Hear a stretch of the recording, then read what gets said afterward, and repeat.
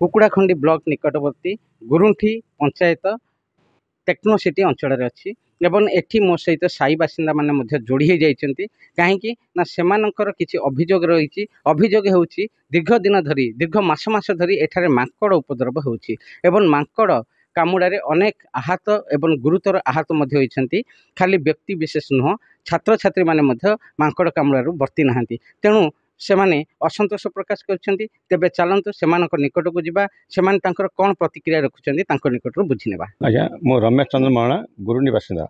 Sir कौन है आप ठेंगा कहीं धरती कहीं मुझर पु गोटे शिशु मंदिर पाठ पढ़ुं ये शिशु मंदिर अच्छी तो मांकड़ 4 मास 5 मास है सी चोबेला 100-150 जन प्रशासन भी कहला आसिक फरेस्ट आसती 3-4 थर 5 थर आए धरिक आसती मारी पारना लुकी जाऊँ हईराण तार बाड़ी धरिक आम जा आसा कर शुईली घरे पाछड़ा पेंगी दे मत मनीष उठेला उठे आपण चुबईदेला हाथुटा हाथुटा चुबार 15 दिन हम गा आप मेडिकल मेडिकल सुस्थ अच्छा। हाँ मो ना हूँ शिवाशीष पट्टनायक मु गुरुटी पंचायत टेक्नोसिटी रोचे मु दीर्घ 4 मास ऊर्ध्व हम गोटे आतंक सृष्टि करुवा मांकड़ द्वारा आम पूरा संपूर्ण भाव भयभीत हो रोचु कहीं ये मांकड़ केतबेले कौ क्षण में क्या अतिमात्रा आक्रमण करुच्चा किसी जना पड़ूना एवं से प्रशासनिक अधिकारी मानक आम बारंबार अनुरोध सहित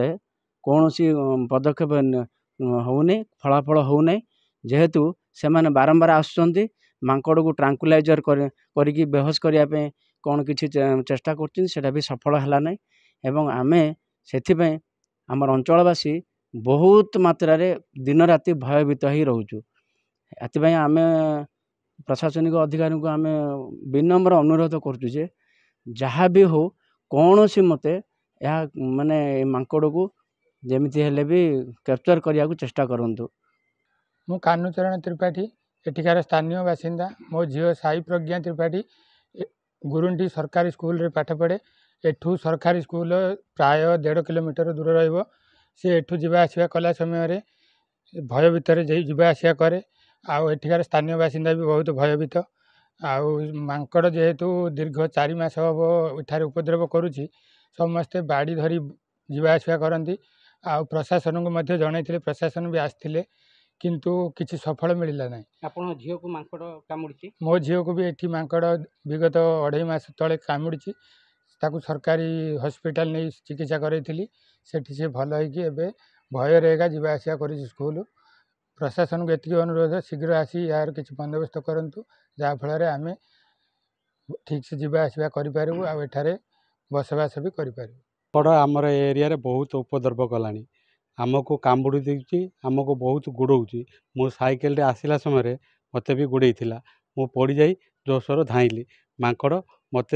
देखी धाई पलैला तेणु जो मु रक्षा पाई दूर को धाई गली। तेबे आपण माने शुणुथिले समस्ते तांको प्रतिक्रिया रखिथिले जे मांकड़ दीर्घ दिन धरी एथारे आतंक सृष्टि करिछि एवं तार आतंक रे समस्ते आतंकित होई पड़िछन्ति पिला बड़ वृद्ध समस्त को मांकड़ कहिया गले एक प्रकार आक्रमण कलानी जहाद्वारा समस्ते साहिर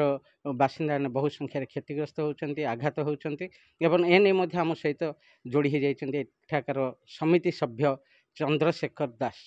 मुख्य चंद्रशेखर दास समिति सभ्य रिप्रेजेंटेटिव ताक संगे बीजेपी पार्टी गंजाम जिला उपसभापति आमर दीर्घ दिन मसे 2 मास नहीं अप टू 4 मासर ये हूँ गोटे आम मिशन होगा ये मांकड़ा और ये ठेंगार मिशन ये आखपाख लोक आम गुरुंठी ग्राम ये कोस्तोली रोड जीवा रास्तार जो टेक्नोसिटी एरिया रे मांकड़ आतंक राज ये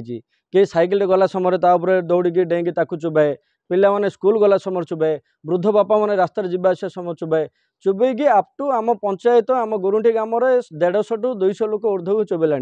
समस्ते एमकेसीजी ट्रिटमेंट कर सब आसी ए मिशन केबे सक्सेस हम ए मांकड़ केबे लोप पाइबो ए आतंकी ए पागल मांकड़ एटा आम ए मांकड़ पे आम बहुत अपेक्षार अच्छु केबे आर अंत घटिबो। आमर समिति मीटिंग रे भी अप टू मंत्री जे कि आमर स्थानीय एमएलए बा मंत्री विभूति भूषण जेना मंत्री को जगह जाए ए खबर गलानी बर्तमान से मंत्री खबर प्रेसराइज होगी डीएफओ जाए कथा जाइए बर्तमान फॉरेस्ट गार्डर बार बार टीम आसी बुलिकी मांकड़ प्रति पूरा अलर्ट रखिंट मांकड़ को थरे ना दुई थर ट्रांकुलाइजेशन भी कर